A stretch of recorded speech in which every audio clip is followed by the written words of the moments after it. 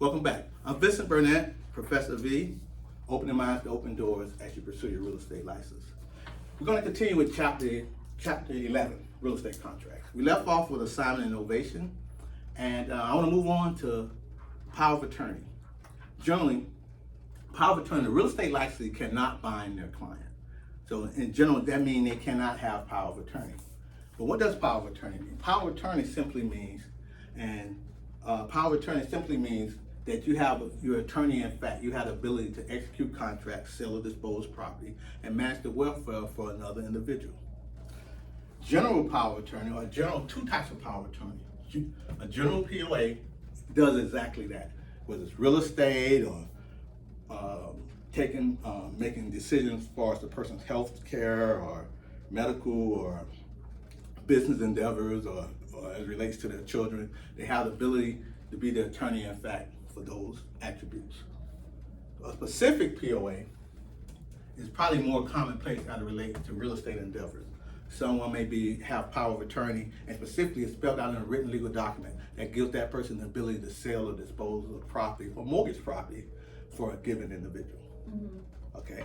As it relates to licensees, our job is to assist in the contract, take those listing agreements, those buyer brokerage agreements, those purchase and sell agreements, option the contracts, advisable to get a lawyer, but not to bind your client, not to have power of attorney. Any questions? No, sir. Okay. Now, from there we'll go to types of listings. Types of listings. And there's different types of listings. There's only probably one that we actually desire in the marketplace as a licensee. But I'll explain the respective listings. An open listing. An open listing is probably the least favorable or desirable from a real estate licensee that we would desire. An open listing is someone, let's say the term is called a FSBO. And FSBO, typically in the industry we say FSBO, which stands for sale by owner. Someone desires to sell their home, they think they can do it themselves, they got a good grasp of the marketplace, the comps, things of that nature. Right now, it is a seller's market, but if you're a realtor, you come by, if you can sell it for me, fine. Or I'll put it on the MLS and I'll let any other realtor try to sell it. So it's not much, it's kind of one way. The seller knows his house is going to be sold, but you as a broker or a sales associate, there's not much of a commitment from that seller to be committed to you to help and assist them in the sale of that property. So probably least desirable from a broker or sales associate or broker associate perspective. Okay? The next type of listing is exclusive agency. This is one, that same seller or knowledgeable seller, FSBO, not really a FSBO because they're engaging you at this point. You have an exclusive agency listing. But now they're saying, look, you go ahead and have this listing. You can put it on the MLS and you can expose it to other cooperating brokers on the MLS. And if it sells, fine, you're going to get your commission. However, if I could sell it to my coworkers or to my cousins or to my neighbor, then you don't partake in that commission. So there's some degree of commitment, but that's still not quite appealing. If I'm going to list it, going to market it, going to engage myself and put it in the marketplace. And the next door neighbor or my child's parents who I play t-ball with, I can engage myself in a contract and you would be prohibited from the compensation and all your market efforts to try to sell the property. What we desire is the exclusive right of sale. At that point, it simply says, we're going to agree on the terms via the listing agreement, the price, the time, the expiration date, what constitutes a ready and willing and able buyer. And if the price is $500,000, whether you find the buyer, your neighbor finds the buyer, your son's t-ball coach becomes the buyer, that property is exposed to the market. And once a ready, willing, and able buyer comes, the price and terms that you have agreed to sell the property for, that broker will be entitled to a commission. Since the seller's given that commitment, what does the broker do? He places it on the MLS, he exposes it in whatever advertising strategy or medium is available to try to sell the property with the assurance that it will be sold and he will obtain a commission for assisting in the sale of that property. The reason why it's placed on the MLS, because the typical commission, nothing is fixed in stone, but let's say 6% per se. If he sells it, he gets the entire 6%. If it's placed on MLS and another broker sells it, a cooperating broker, they would get maybe the half of 3%, that brokerage office, and they would get 3%. And there's a spirit of cooperation to expose the property to get it sold, because there's assurance, because he has exclusive right of sale, that once that property is sold, he will receive compensation.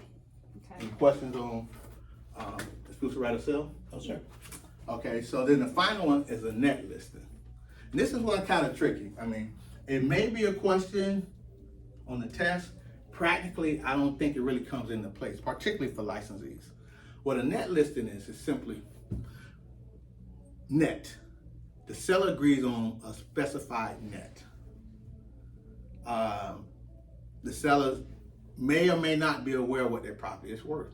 The seller says, I want $400,000. At the end of the day, I want $400,000. The realtor accordingly would say, okay, $410,000.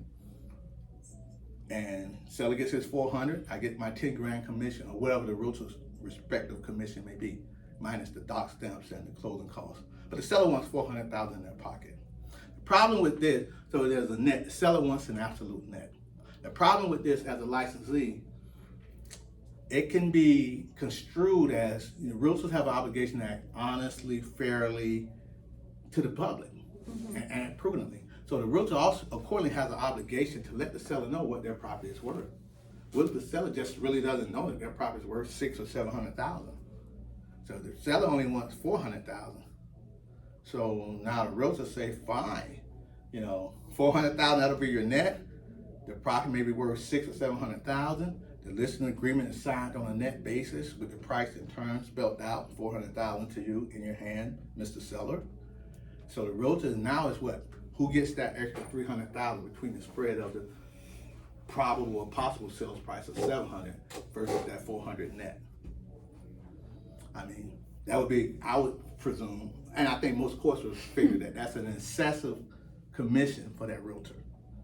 And that's not really acting honestly and prudently and fairly with the general public. But by definition, that's what a net listing is. For practical purposes, for licensees, it probably doesn't happen.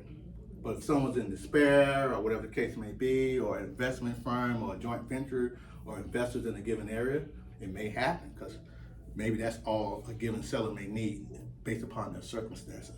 But as far as a licensee, it's probably dissuaded, if I wouldn't say illegal, but certainly there would have to be disclosure notices and things of that nature to let them know what's the property's value, the marketplace, things of that nature. And maybe a seller, for whatever given reason, may choose to go down that path for convenience sake or time's sake.